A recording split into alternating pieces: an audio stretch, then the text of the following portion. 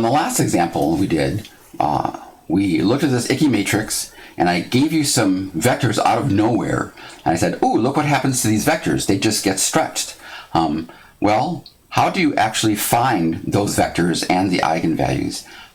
Lots and lots of linear algebra. What we're going to do right now, we'll probably use 2/3 at least of the linear algebra you took. Now here we go. What does it mean to be an eigenvector? It means when you put in the vector like that, right, you get a multiple of that same vector. Now, it doesn't have to be the exact same vector.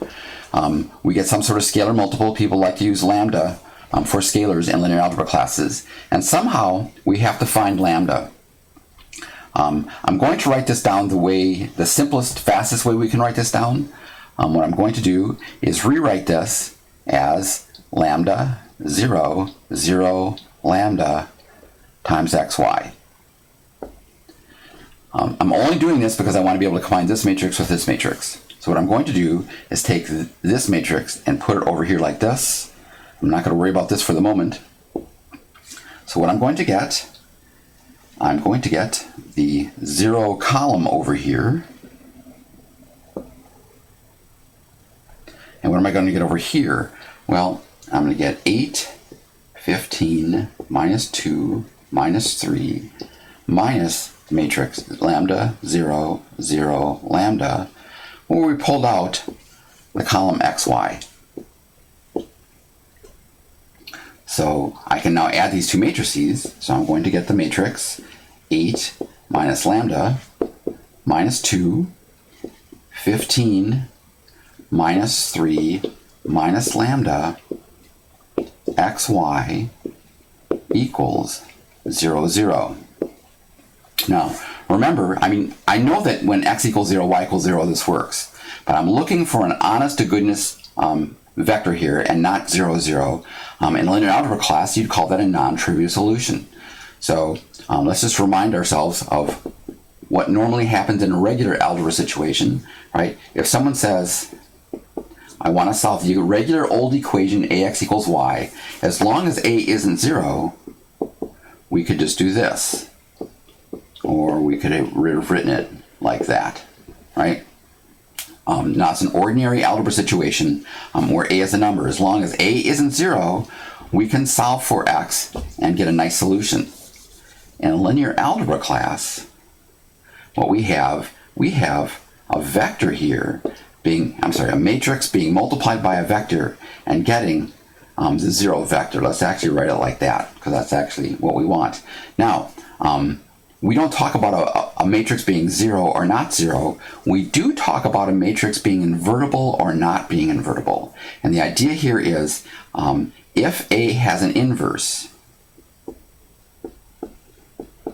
if A inverse exists, we could simply multiply both sides of this by A inverse. Let's put a little then. And we would write down that the only vector that works, right, would be A inverse times the 0 vector, which would be the 0 vector. So if we're looking for a situation where we get a non-zero vector here, then the inverse of this matrix can't exist. The inverse of this matrix can't exist. All right. Now, you probably spent 2 weeks on this theorem. It was called the following are equivalent theorem. We're going to go through a simple version of it just at the moment. In general, in linear algebra, if someone said find the inverse of a 2 by 2, this is probably something you did a lot. What we usually did is we switched the D and the A, and we changed the signs of the B and the C, and then we had to divide by AD minus BC, which you'll recognize as being the determinant of that matrix.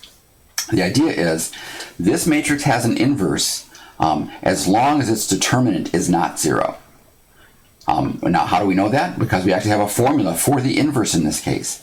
So in order for this to have a non-trivial solution, the inverse of this matrix can't exist, and that will only happen if AD minus BC is 0. Right? So as long as this has a non-trivial solution, this is not something you want to do in 5 minutes. This is recapping about 2 weeks of linear algebra, right? Then matrix can't exist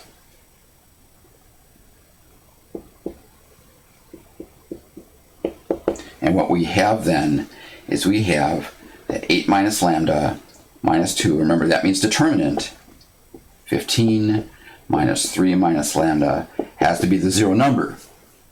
Well, let's see if we can't solve this. What am I going to get here? This is going to be the same as lambda minus 8 times lambda plus 3. Is that right? Lambda minus 8 times lambda plus 3. Oh, hold on, we'll just, okay. Lambda minus 8 times lambda plus 3. That would be this times this. I'm thinking minus this, so I'm thinking that's plus 30. And that has to be 0. If it's not 0, then the inverse of this matrix exists, and the only vector we could get is xy. All right, I'm going to multiply out. I'm going to get lambda squared minus 8. I think that's minus 5 lambda. That's minus 24 plus 6. Minus 24 plus 30, that's plus 6. There we go. Like that. And we're just solving for lambda, so I'm going to factor. I get lambda minus 2 times lambda minus 3 equals 0 like that. And then lambda equals 2 or lambda equals 3. You should recognize those as the numbers that actually showed up when we did this one a little while ago. Now I just want to recap the whole situation. We're looking for non-zero vectors that when we plug into our linear transformation, they just get stretched. So we rewrite this equation as a matrix equation, throw the matrix over here, pull the xy out, and we wind up with this matrix equation. And remember, we're looking for non-trivial solutions. Now, if this matrix has an inverse, then the only solution that we'd get would be xy, because we could just multiply both sides by the inverse. So we know if we're actually looking for eigenvectors, the determinant of this has to be 0. So I write out the determinant that equal to 0. I calculate the determinant, which is going to be lambda squared minus 5 lambda plus 6. It has to be 0. I factor, I get my eigenvalues. That is a general procedure for finding eigenvalues that I would like you to follow in the next example.